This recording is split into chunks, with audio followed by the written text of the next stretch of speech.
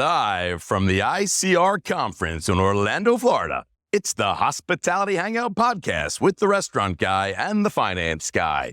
Jimbo, lead us off. I'm going to lead us off. I'm going to welcome you more formally to the Hospitality Hangout, a hospitality podcast where the founders at Branded Hospitality Group share their insights and bring innovation and technology and restaurant leaders that are making things happen in the industry we love. My name is Jimmy Frischling, otherwise known as the finance guy. I'd like to introduce you to my partner, my brother from another mother, Mr. Michael Schatzberg, a.k.a. Schatzy, a.k.a. the restaurant guy. And thank you for that kind intro, Jimbo. Appreciate that. And I got to tell you, we are super excited to be here live in beautiful Orlando at ICR Conference. Playing a drinking game. Every time we say the word live, we have to take like I love saying, I love how it sounds live. Yes. And I got to tell you, it's just great to be here in Orlando. A little storm coming, but nothing we can't handle.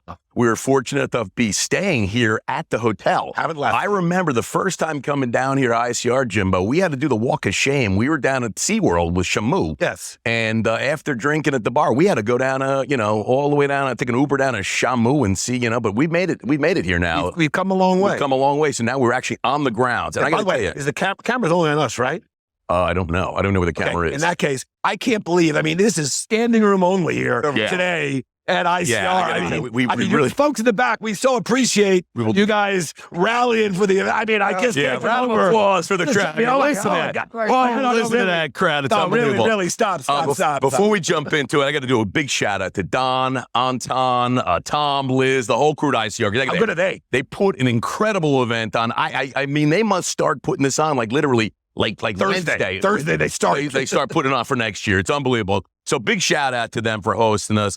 And Jimmy, I got to tell you, we have an incredible guest with us. We do. Incredible guest. Great looking guest. Audience is overwhelmed by it. Yeah, you want to? Yeah, no, the audience is going crazy. You can't hear it. You can't hear it on the podcast. They're going crazy. This is, I don't know how many seasons we've done of this podcast, but I have to tell you. It's like 150 something episodes. And today we are very excited to introduce and welcome to the podcast for the very first time, our new friend, Mr. James Vitrano, CEO of Sucré. And we're going to have a good freaking time. Talk about leaders. This guy's a rock star. Look at the guy. He looks like a rock star. Look at this guy. There you go. Am I right? And by the way, what I just learned? What'd you just learn? A Tulane guy, Tulane law. So, he's smart because he went to Tulane. And he's a law guy, so he's smart. And poor now. He is poor, but he's a good-looking rock star. And by the way, the guy's a rock star in our business. What's the Fat Tuesdays? What's the mascot of the Green Wave? The Green Wave. Go Green. And I got to tell you, football looking good, right? Football looking good. So we had a great guest. Let's kick it off. Hold on, I want to kick it off. But before we bring James in, James is now thinking, Anton, Don, why did you book me with these? Well, Anton told me to give James as much shit as possible. Okay, well, here we go. Look, before we kick in, look, we've done 150 plus episodes, not our first rodeo. But before we actually dive in to the meat of this discussion, we have a segment called Trivia Tuesdays, never to be confused with Taco Tuesdays. But the way you play this game is we're going to ask you, the audience, or rather, I'm going to tell you, the audience, and particularly Schatzy, two truths. I prefer to say an untruth, also known as a lie. Two truths and a lie. And the way we play the game is I'm going to give 3 factoids about our new friend James, except only 2 of them are true. And we're going to ask you to figure out which one. I'm great. You're very good at this game, but I have to tell you, this is a tricky one. Because ready? Let's do it. Fact 1. James has 2 kids. I don't think he's even married. Hold on. Fact 2. I just met your wife. James has a crush. I just met his wife. James has a crush on Gail Benson. For those of you who don't know, and I really think you should know, Gail is the owner of the Saints and the Pelicans, New Orleans royalty. Fact 3, James once took Captain America to a Miami Marlins game. Fact 1, I don't know what that means. James 2 kids. Fact, probably the actor, or maybe a stuffy. I don't know. Fact 2, James has a crush on Gail Benson. And fact 3, James took Captain America to a Miami Marlins game. A picture of Gail? What I will say is, can I see Gail? Stick around to the end. I know it's crowded. Stick around to the end, and we will reveal which one is the truth, 2 truths, and a lie. Okay, James, finally, we get to bring you in, and most importantly, allow you, sir, to take the mic. He's texting Tom, right? He's texting Don right now saying, go. I think we're trying to get a picture of Gail. Okay, there you go. Oh, yeah. Okay. No, that's true. All right, James, let us bring you in. Take the lead. Please give us a background, a little intro on yourself, and of course, some information on Sucré. Guys, I'm honored to be here. Thanks so much for taking the time. That's a lie. That's a lie. We got two truths. We got two truths. We got two lies. Okay. We just fleshed out lie one. There we go. We've known each other for 12 minutes, so I reserve the right to come back on this one. Okay. And I think I want to thank Anton and Liz and Jess for letting me. Probably not. Yeah, I'm going to back off of that. So yeah, guys, I'm the CEO of Sucré. We bought Sucré in April. Sucré is the original New Orleans patisserie, started in 2007. Joel Dondis is the founder. He is an offshoot colleague of Emerald and really a visionary. Brought the macaron and the patisserie to the South. They ran into some problems in 2019. Friend bought it out of bankruptcy and didn't really know what to do with it. So we bought it, really love it. We'll scale it. We bought 2 units and a commissary. Think Lauderay, but better. So we're coming for you, Lauderay. Just Nice. Be ready. Yeah. I love it. We are at 3 units now. Open the 4th tomorrow. 5th next month, all in New Orleans. We'll move to Atlanta, Q2, Houston, Q3, Scottsdale, Q4. And it's just it's a high-end, beautiful place with wonderful French desserts. I love it. I love it. I can't wait to go. We got king cakes going now because happy Carnival to you fellas. No, happy Fat Tuesday, man. It's great. I got to tell you, before we get into it, because we had a lot to get into, there's a lot of background with you, a lot of history. We got Sucré. You open up hundreds of stores. You just said you got 1,400 stores already. It's unbelievable. Opening your 1,500 store tomorrow. Stores left and right. Let's go back. Let's take you back. It's the year 2000. You're in Louisiana State, right? Yeah. Louisiana Tech. Oh, yeah. Louisiana Tech. Yeah. And you're thinking politics. I want to be a politician. Maybe I want to be a lawyer. I don't know. I don't know exactly what I want to do. And maybe you want to be a lobbyist. Maybe you want to be a lobbyist. Where'd you get this? I don't know. I'm just this going is deep. Just go with it, okay? But then somewhere, you're like, no, I'm not going to be a lawyer. Jimmy's like looking at me. What are you talking about? Because I want to be a banker. I want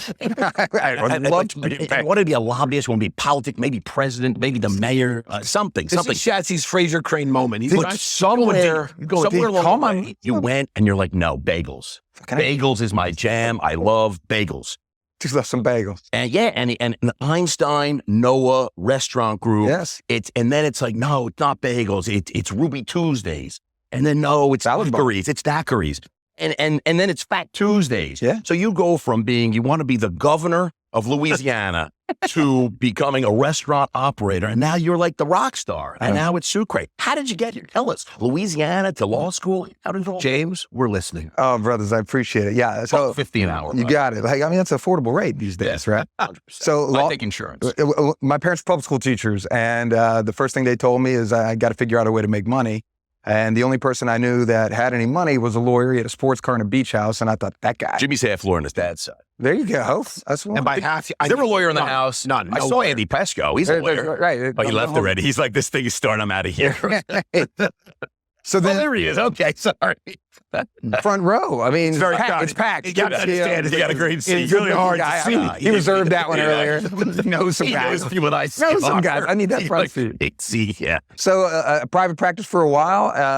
Ironically jumped into the general counsel job of a marine company, knowing nothing about maritime, and got a call from a recruiter to learn the publicly traded route. And Einstein No Restaurant Group at the time was just blowing up. A wonderful woman by the name of Rhonda Parrish was my mentor. One of the first lawyers at Walmart, worked with Sam Walton.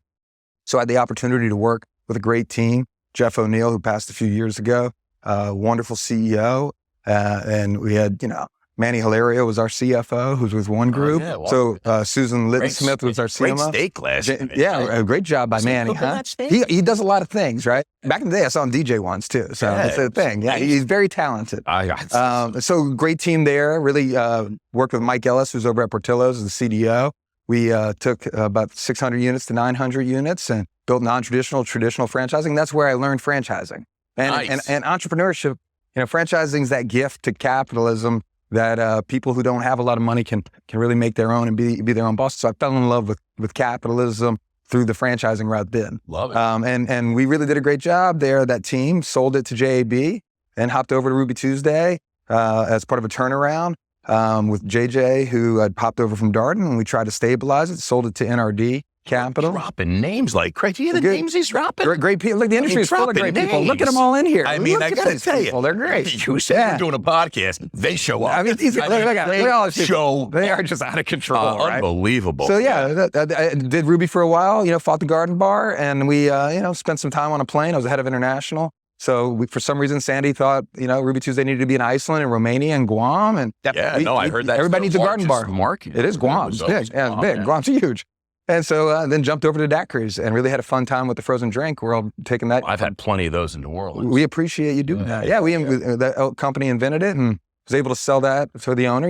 The owner-founder, 70-something years old, really realized the dream. He asked me to sell it, and Alex and Matt at Garnet Station bought it, and now we're doing macarons, and I'm sitting with you boys. I mean, this is we going downhill. We focus on the early stage space, and while we have a history and still own a bunch of full service restaurants in New York City, we've fallen in love with the early stage market, particularly emerging tech, innovation, and brands. For us, it's a privilege, and we feel so fortunate to get to work with companies at their youthful stage. There might be 40,000 McDonald's, or there are about 40,000 McDonald's, but it started with one. Amen. You can rent that on Netflix to see the story there. But is that Michael Keaton?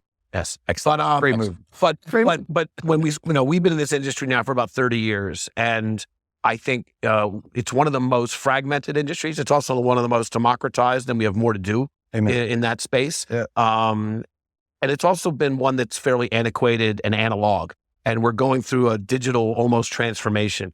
As an emerging brand now, and you've given us an early roadmap, Schatzy's numbers aside, and by aside I mean wrong, but you gave us the numbers. If there's any private equity guys in, that's right. That's the. How do you? I know our audience. How do you, as a truly emerging brand, how do you leverage tech? Right. There's limitations of what you can do, but there's also there's a need to engage with your guests. But what is your guys' tech roadmap, or what are you guys thinking about? You're about the food, you're about the people, you're about the experience. And what is your kind of thoughts around tech and how you're going to leverage it for the benefit of your company? It's so interesting, right? Like talking with Seth and Fred LeBlanc the other day, right? I heard a word that didn't exist when I was at Einstein's, right? Tech stack. Nobody said tech stack. Yep. Right?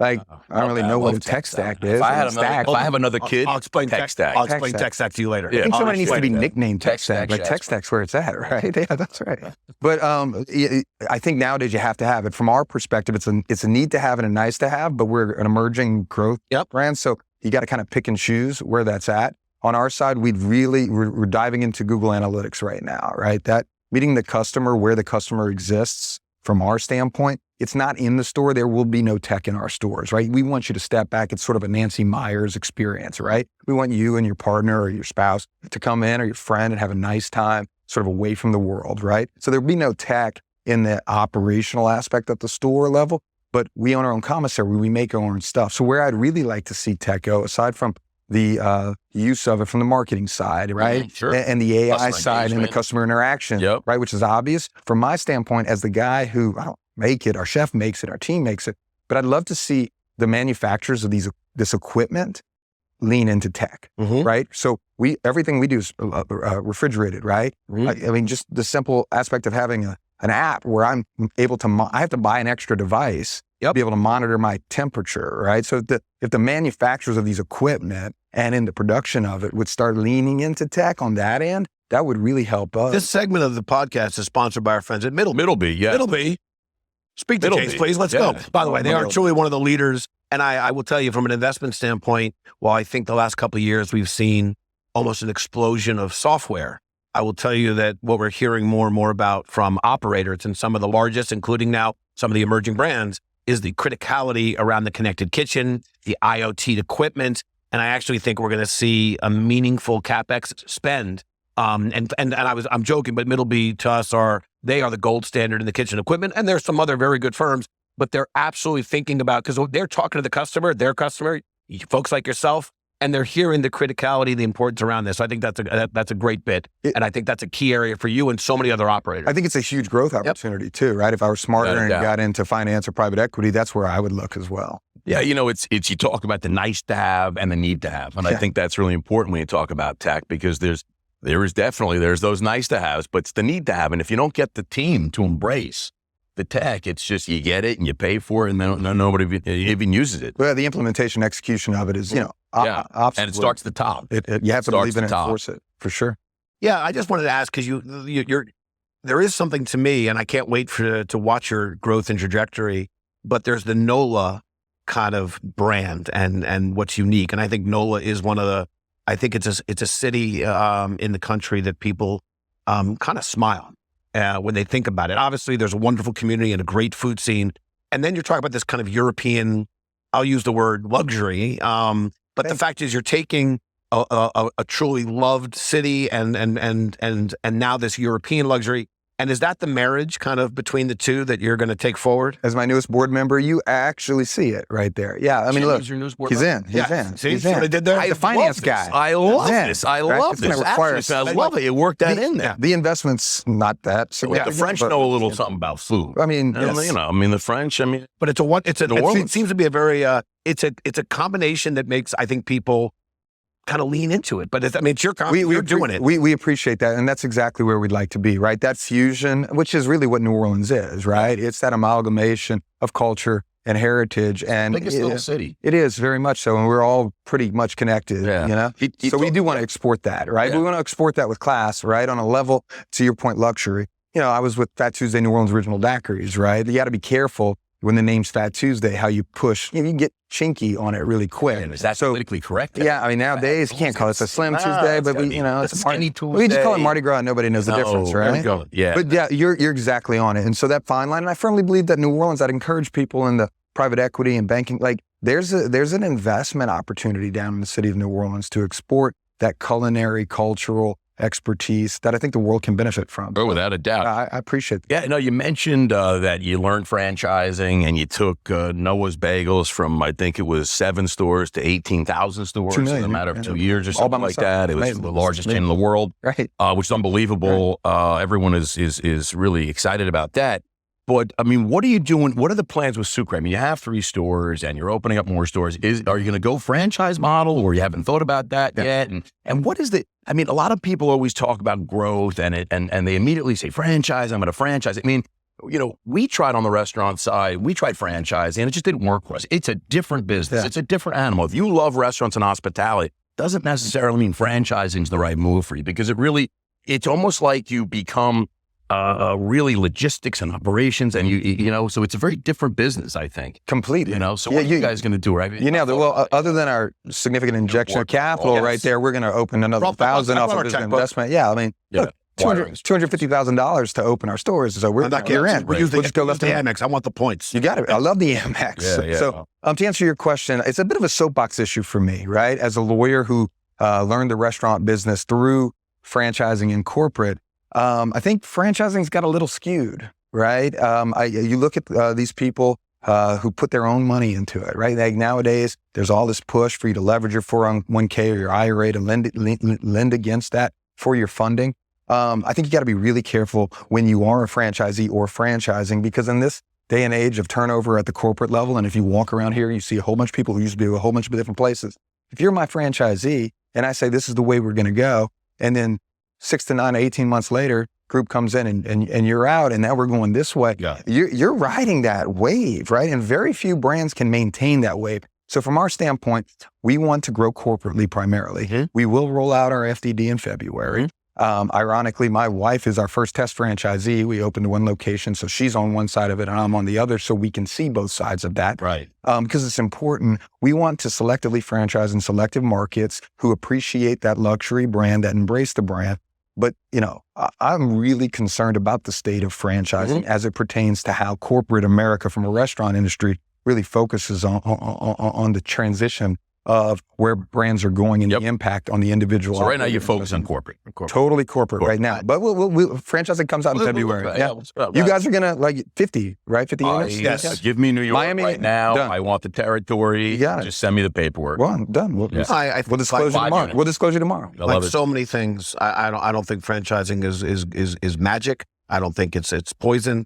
It's really about what's the brand, how the brands are embracing franchisees, how they're operating. I mean, we've seen incredibly successful models and we've seen fails. Amen. So I agree with you. And I think the idea of going corporate first and really establishing yourself, and then there'll be the opportunity, I think, to work with, if you choose to, ideally some of the best franchisees around. And there's some tremendous ones. They are. And then there's folks that maybe less so.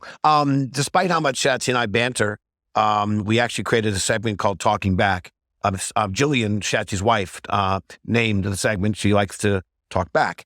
Sorry, Jill.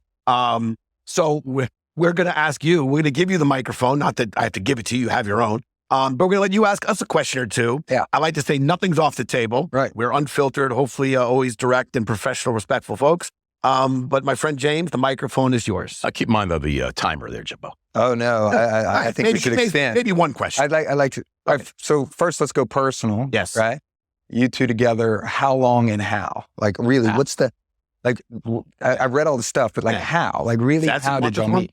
I mean, Like truly meet. I know Jimmy. If you haven't noticed, I know Jimmy now 30 some odd years. 30 something years. We're approaching like how? So I went to in eighth grade. I met a best friend, and this gentleman who's our partner now. But my friend Dean. It was so sad for Jimmy. He didn't have a friend in eighth grade. I didn't have a friend in eighth grade. Yeah, sorry, I said my best friend. I met a friend. The friend. Yeah, you have an eighth friend. Dean, and then Dean went on to college and met Schatzy. Yeah. And by the community of property, we both liked Dean, and we decided he and I should get along. I mean, the fact is we never even liked each other, but we played nice for Dean. So Dean and I went to high school together. Schatz and Dean went to college together. We got friendly back in the late 80s and early 90s. I met Dean earlier than that. And then Schatzy got involved with one of Dean's. Dean comes from some hospitality royalty. His grandfather was the owner of the Sands Hotel out in Vegas, in the Vegas Hall of Fame. He's a real estate person, runs a family office, old school real estate group, but a love of hospitality. Started opening restaurants with Schatzy. I cut my teeth in the industry, but moved away from it. And I was one of their earliest investors. So the three of us, I was the finance guy with no operational responsibilities, and it should stay that way. It will stay that way. Love that. Schatzy ran was the general partner. Jimmy ate and drank every night at the restaurant. Yes. But Schatzy's I eat and drink for free. It ain't free. I pay up for it. It's like riding the bus. I pay and I ride. It's like I gave the money. Of course I get to eat and drink. But then so Dean's the real estate guy. I'm the finance guy. And Schatzy was the restaurant guy. We just don't bring Dean on the podcast because Dean. He's a little shy. Yeah, Dean. We got to be careful, Dean. Yeah, no. So we've been together for a long time, as you know. All right. Second question. Second question. No, it's you guys. There's nothing important here. Second question. Yes, sir. Time here. I got one more follow-up. Come out. What's right with the industry? What's right? Oh, great question. What's right with it? That you wanted?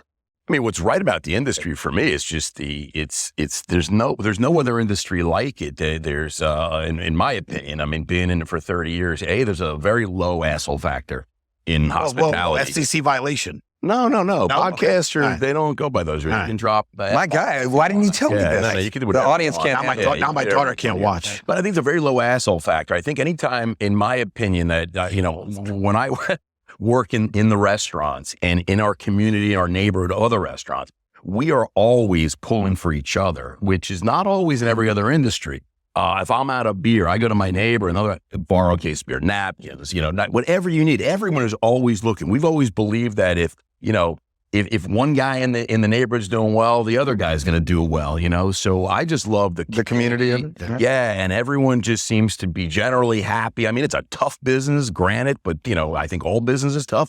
But I just love the making people happy. When you change the menu or come up with something new and you see people talking about it, or you hear about it, or you read a review about something you created. Isn't that an amazing connection when the customer comes in and they're like blown away, or you get to interact? And it was like your idea or someone in your team's idea, and you're like, wow, it resonates with people. I knew they would like it. Wins. I'll add one thing, because that gets me going, timing. Well, no, you said the good thing, and what do we love about the industry? We did a podcast at a different event. We had, I think, 6. We did kind of a quick, speed podcast.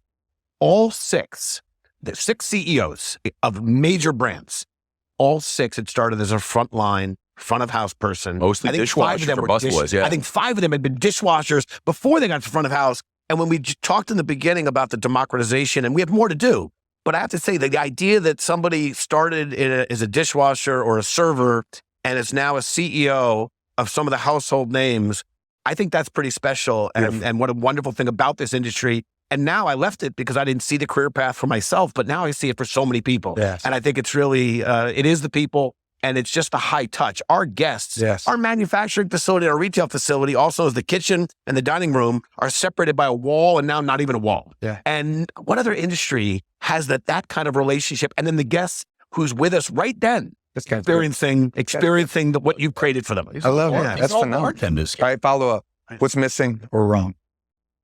What's missing or needs to be fixed? Oh, I'll tell you from my perspective, because I'm the finance person. I'm all obsessed with the investment side of this. We launched our platform because I had never seen an emerging market or alternative asset class where so many people are familiar with it. Sorry, they believe they believe they know this industry. It's a false sense of familiarity. Yeah, exactly. They believe they know it because they know how to be a guest. And that workflow is so actually complex. And yet in other industries, they would never opine on research or engineering but in this industry, everyone has an expert. Which, by the way, I'm not complaining. No one talks about electric cars and be like, they know. Right, let me tell you how to do this. We don't even look, to be fair, they don't call them clients or customers. We call them guests. Yes. We want that relationship. But I think one of the things that's wrong is the guests have an expectation that's almost unmeetable.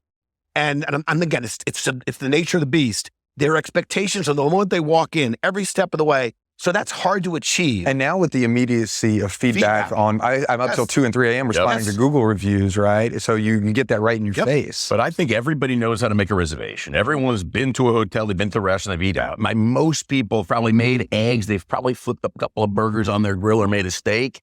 And they just believe they understand the business in and out. I mean, I have people all the time come up to me like, you know what you got to do? You don't know anything about this business outside of eating here. Like, Here's my view. We don't have a draft anymore, and I hope we never do. I think everyone in this country should spend at least 6 months working in a retail / consumer facing, and maybe even working hospitality. a restaurant. Because if they did, totally agree. Tell you, we would create a nicer society in general. It'd be a better experience for everyone involved. I agree. Right. It's incredible training. Incredible forced to work in restaurants. And it's a true face-to-face with humanity, right? On the good side and the bad side. Yeah, and sometimes people, like the customers, treat sometimes the workers, the employees, the people so poorly. I agree. And they it's just heartbreaking. don't know what's going on. And that's why we're losing so many people. Yeah. I mean, respectfully, you can work in an Amazon warehouse, go Amazon, and not deal with a hot stove or not deal with an angry customer. You can drive an Uber or Lyft. It's as simple as just being nice at the end of the day, right? Nice. Yeah. All right, so listen. I got to jump into the spice. The Price is Right, Jim, but we got to jump into the Spice is Right because this segment no, absolutely not. This is unbelievable. It's the Price is Right. It's our riff on the Price is Right, so we don't get sued. We go Spice is Right. Okay. I am going to get your buzzers ready. Okay, so a little Price is Right. Okay, it's a showcase showdown right now, and I'm going to ask you, gentlemen, the price. Okay, and we're in Orlando, so we're going to go a little Disney Price is Right. Disney, okay. And in Disney World, let's see how well you guys. I know you haven't been to Disney World yet. Ever. Disney World at all? That leads into don't try for questions and answers. Okay. Easy. All right, they got the Chef Mickey's Character Breakfast Buffet at Disney's Contemporary Resort. Buffet. It's a buffet. I have been there. It is a fabulous experience. I implore everyone to make sure you take your kids to go over there. Without going, I'm imploring that. Okay. Without going over, can you tell me the closest price to the kids' breakfast buffet, which includes, are you ready? All-you-can-eat breakfast buffet offerings, unlimited kids' mocktails, and of course, Mickey Mouse and friends parading around the room. Parading around. You got Mickey, you got Goofy, you got all parading around. Your kids are going crazy. It's for ages 3 to 9. Okay. How much is Disney charging for this buffet for 3 to 9-year-olds? Okay. Going against the finance guy. Take a guess. Without going over. Price is Right rules. Yeah, it is. And you can bring the entire showcase if you get really close. Do I get a hat or something? Definitely get a hat. Hats, everything. Take a guess. What do you think? I'm going $45. $45. By the way, that's not high. That I really am out of the loop. I don't know. I mean, I can't go over. I'm going $12.99. This guy. This is Disney World, Jimbo. You're that person who does $1. That's my you have any idea what goes on in Disney World? Nobody liked the person. That's my number. Clearly, nobody liked the person that bid $1. Clearly, for $12.99 at Disney World. Did anybody like that person that bid $1? All right, well, listen. You're bitter. You went over. You win. It's $34. You know what? I violated the rules. You were so much closer. Disney, I'm available because I'd love a W-2 now that I own it. Let's take price. We're taking price. I think you were so much closer. I defer. Let's go to Trivia Tuesday, Jimbo. Right. We get right to the trivia. Yes, we talked about the 3 factoids And 2 are true. 1 was is less than true. This is tricky. This is tough. Okay, fact 1, this we remember, James has 2 kids. Fact 2, James has a crush on Gail Benson, owner of the Saints and the Pelicans. Gail, call me. We got a lot of tech to help your stadium's operations. Call me. She's calling you. She's calling me. And great brands. And great brands. Great brands. And James took Captain America to a Miami Marlins game. Schatzy, do you care to guess? Yeah, I'm going to take a guess. I know. I just, when he looked up Gail, he didn't seem excited. He didn't seem excited about that. So I think that, I don't know exactly what he means by he took Captain America to a Marlins game. Yes. I mean, is this like just somebody dressed up as Captain America? Yeah, are you allowed to ask questions? Yeah, I mean, no. There's no Q&A here. I'm going to say that James does not have a crush on Gail Benson. He's got 2 kids. He took Captain America to a Miami Marlins game, and that's my guess. I'm going, he does not have 2 kids. I'm going with yes to Gail, yes to Captain America. I'm going not 2 kids. Sorry, there are too many hands. Yeah, sorry, we can't take. Oh my goodness, there's too many people to call on here. All right, James, what do you got? I love my wife, but I love Gail Benson. She's a huge fan of the brand. I got to hug her once, and I held a little longer. I love Gail. Now, I need Miss Benson. I said when I saw the picture, I said, I'm not going to let it on to you. Now the question is whether I got the second one right. Miss Benson, can we do something about the team? The Saints? We have 6 kids. You ever taken Captain America to Marlins game? So, because you don't have 2, you have 6. Anthony, you don't have 2, you have 6. Anthony Mack. If they price it right, you could go over. The names of all 6? My kids? Yeah, it's the birthdays that get me. It's the birthdays. So I get the month? Dude, yeah. Well, it makes me nervous, right? That's too close. Years, like I have to do math. All right, you have 6. We have it's not 2. Now tell us about Captain America. Anthony Mackie, who's the actor that plays Captain America, and I have been relatively decent friends. That had the chance to take him to a Miami Marlins game, and it was a wonderful experience. You watch stars walk around, people go crazy. You know, just a guy. So everything was true. No. 2 kids. Yes to Gail. Yes to. I'm a lawyer. He has 2 kids. No, I have 6 kids. 6 kids. Well, you can't get rid of 4. 3, 4, 5, 6. You can't have 6 without 2. I only have. That's not being right. By the way, I win on this one. Because the price is right. Yes, the price is right. Definitely. Yeah. Well, I mean, Jimmy, $12.99. Wait till you take Sylvie to. I mean, don't you ever hear people like take second mortgage on their house to go to Disney World? I figured they'd charge me $100 for the all-you-can-eat buffet, and they would charge my 7-year-old, 7-year-old. They'd charge like, hey, it's $15 a month. Right, and you get the characters too. Branded Quickfire. Okay, this is arguably one of the greatest segments in all podcast history. This is my first podcast. I'm so excited. Let's go. We tell Joe Rogan what do you think of his podcast? Because we've got the best segment here. Well, it's the highest rated segment according to Nielsen. Yes. Is most people. Joe, you're so jealous. He's behind to our podcast every month. Let's go. And the feedback I get is that they love the branded Quickfire. Yes. So I'm going to ask you 5 lightning round questions. Don't think too hard. Think whatever comes to your mind. Are you ready? Yeah, let's go.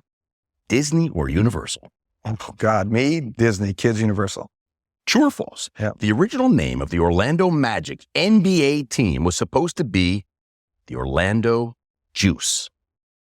False. That is true. Wow. A contest was held in 1987 to pick the name of the team. The finalists were the Heat, the Tropics, the Juice, and the Magic. Wow. The OJ thing did that wrong. Dropping knowledge Yeah, today. This is unbelievable.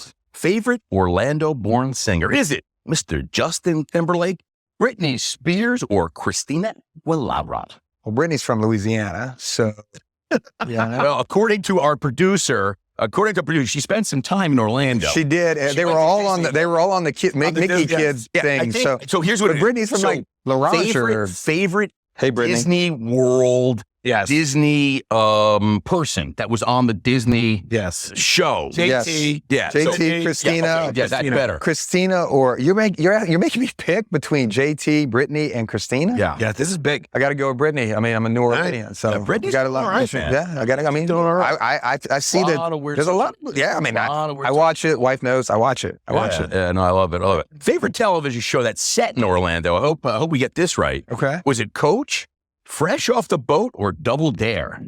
I'm going Coach. Yeah, I don't think I know what Double Dare is. Oh, it's fantastic. Is that never heard of it. Never heard. It's that like kids show where you challenge somebody. It's back in the day, jump something on you. Yeah, but Coach was solid. Yeah, Coach wasn't he like the Minnesota head coach, like University of Minnesota or something like that? So was he not from Orlando? It's filmed in Orlando. The stage. Yeah, I don't know. The producer's tricky. I don't know what's going on here. Is that Julie? All right. Yeah, Julie's. Yeah, no, she's. Here's the money. Here's the money question. All right. If you were to ride Space Mountain with Jimmy or I, yes. Okay, who do you think is the first to start screaming like a girl? Whoa. Screaming, just screaming. Which seat are you I'm a girl dad. Front seat, Screaming. When the roller coaster drops, who was the first one to scream? You. You didn't even think about it. You said not to think. Yeah. Oh, yeah. Quickfire, don't think. Bro, on that one, you think a little bit. You get that passion, baby? No, No, no way, you're screaming. No, I'm screaming right behind you, though. All right. Okay. But here, hands up, hands down. Great quick fire. Hands up or hands down? Esco fell asleep over there, by the way. I saw that. He's totally lawyers. We got to do this right. We got to do this right. We're going to make it happen. James, we want to thank you so much. Thank you for joining us on the podcast, sharing insights, dropping knowledge, and we can't wait to see what you do with Sucré and this brand, and we look forward to being part of this journey. Yeah, I love it. You guys can approach James right after the episode, but I would tell you, please give it up for James. There's more. There's more. There's still more. No, there's not. Wait, there's no one coming in. Jimmy, come on. Okay, come on. The crowd can stay. You can finish up. You can finish up. All I was going to say is, for those, because not everyone is in the air, this is going to be released on our podcast. For our listeners, we do want to thank you so much for tuning in. We know that we couldn't have had 150 plus episodes without your continued support and interest in what we're doing. And we just picked up like 7 more listeners. Yes. And if you would like, to our listeners, if you'd like to get in touch with James, we no longer give out cell phones. That was a season 1 rookie mistake. But if you contact the podcast team, podcast@brandedstrategic.com, we would be happy. And we can torture you as a guest. We would be happy to connect you with James. And that was great. Yeah, excellent. Thank you, everybody. Thanks, everybody. Thank you.